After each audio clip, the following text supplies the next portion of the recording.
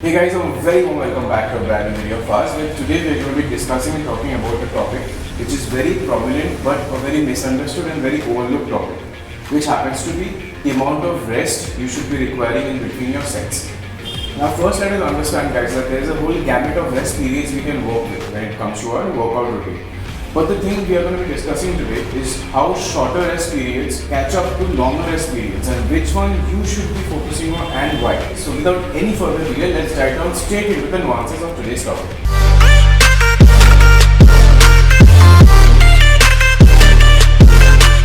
So as common sense tells us guys that work and rest do not go hand in hand. One is the antonym of the other. But the paradoxical part is that in the strength and conditioning world, both cannot do without each other. In order to perform one, another one is required.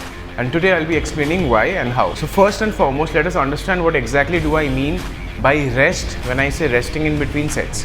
So this mainly means that whenever you're switching from one set to another, not necessarily different exercises, but the same exercises for another set, the amount of time you take off just to recharge or recover from the set is the rest period or rest time we'll be talking about today. So first let us look into shorter rest periods. So by shorter rest periods, I'm usually referring to a time period of anywhere from 30 seconds to a minute in between the sets. So the biggest pro that you can derive out of shorter rest periods is that the intensity of the strength and conditioning training that you will be doing will be up there very high. So you will be inducing what is known as metabolic stress, which is a very important growth factor in terms of hypertrophy. So another very obvious pro of short rest periods is that you will be cutting down your workout time by a significant amount. However, having done with the major pros, coming to the con of shorter rest periods is that the amount of load you will be able to take if you are taking shorter rest periods would be significantly lower than someone who is taking longer rest periods between sets.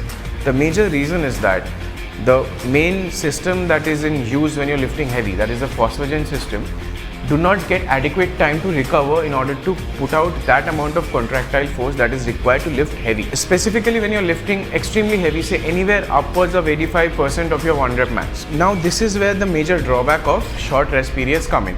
This restricts the amount of load you can put on the muscle, which also ignores one of the biggest and most important factor, which is overload. So overload and time under tension plays a major factor in terms of hypertrophy. So now, having done with shorter rest periods, now looking to longer rest periods. So by longer rest periods, I'm referring anywhere from 1.5 to all the way to 4 to 5 minutes of rest time. The biggest pros that you can benefit out of longer rest periods is that you will be able to carry a lot more weight in your sets, which would also make sure that the amount of load you're putting on the muscle is significantly higher than what you would have if you're taking shorter rest periods. Since you'll be well rested, you can also focus on the form to the T and also induce time under tension and take the sets slow and easy, which eventually would add to more workout volume. Although this would increase your total workout time, but if time is not an issue for you, if you can give at least 1 to 1.5 hours at the gym, decently long rest periods should be good enough. However, don't take it too far wherein you completely lose the intensity of the workout and your body starts cooling down. That does not make any sense. Now moving on to the con of longer rest periods is that people sometimes rest too much. That's about it. And this messes up with the intensity of the entire workout program. Anywhere from 2.5 to 3 minutes to max of 4 to 5 minutes is more than enough to take another attempt at your 1 rep max. You don't need to rest for 10 minutes just to make it happen.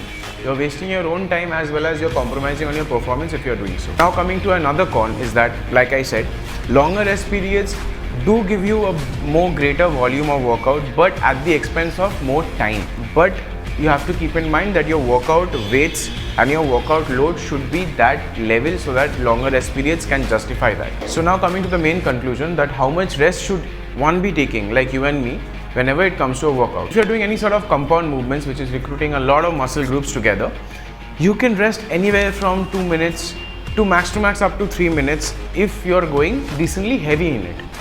Wherein, if you are doing something which does not require that amount of muscle engagement, then putting in shorter rest periods makes more sense.